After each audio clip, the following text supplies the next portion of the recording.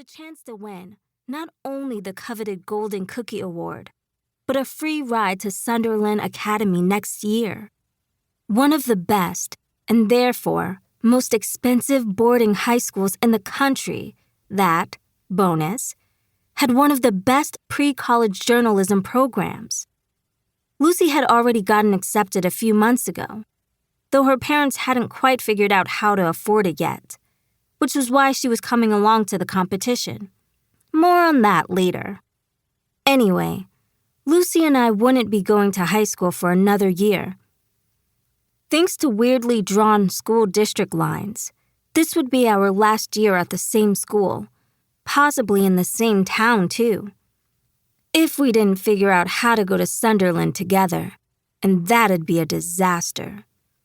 If I got into Sunderland, we'd share a dorm, catch the bus home on the weekends, and continue along with the greatness that is our friendship. We needed to go to school together. Outside of Mom, Lucy was all I had. Lucy lived on the other side of town. She had a nice house and a nice dog, unlike my cat, Catsby, who bit me every time I came too close to her fluffy tummy.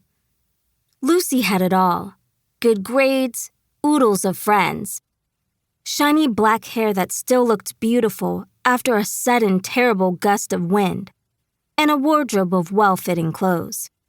But she wanted more, and she was far too ambitious for her own good.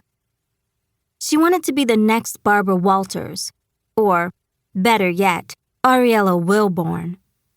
I never heard anyone talk about a journalist the way Lucy talked about Ariella Wilborn, like she's Captain Marvel. While Lucy had ambition, talent, and smarts, I had cookies. Everybody's got their thing. The special talent they'll use for the rest of their lives, right?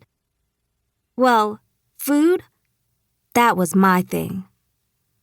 Not only cookies, in my spare time on the weekends, I'd, illegally, staged at restaurants around town.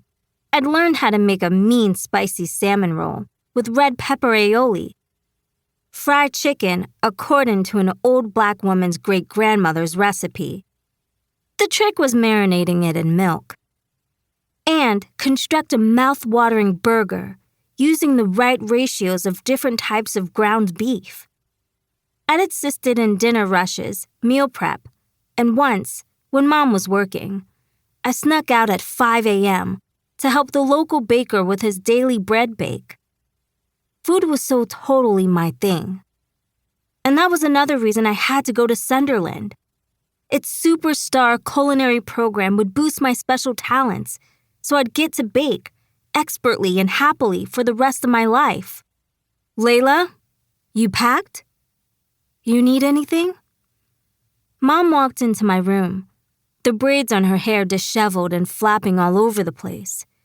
She was in her nursing scrubs, and there were dark circles under her eyes, though she hadn't yet left for work at the hospital on the other side of our small suburb, Fable Creek.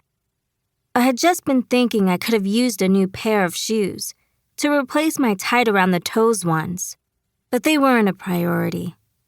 Nope, got everything I need. She'd been single-momming me since Dad passed away from cancer when I was 7. We lost our house because of the medical and funeral bills, and then we got evicted from our last apartment. Mom was a guilty wreck about it.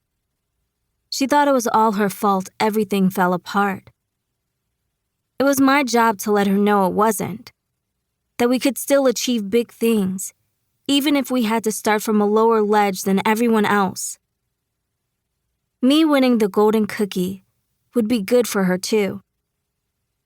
And until then, I could stretch my time with these small shoes a little longer. How are you feeling about the competition? She sat down on the edge of my bed and brushed a few frizzy curls behind my ear. I looked up into her hazel eyes. My eyes were all Dad's, dark brown to match our dark brown skin and dark brown hair. I was a walking chocolate bar. While Mom was lithe and fragile, I was thick.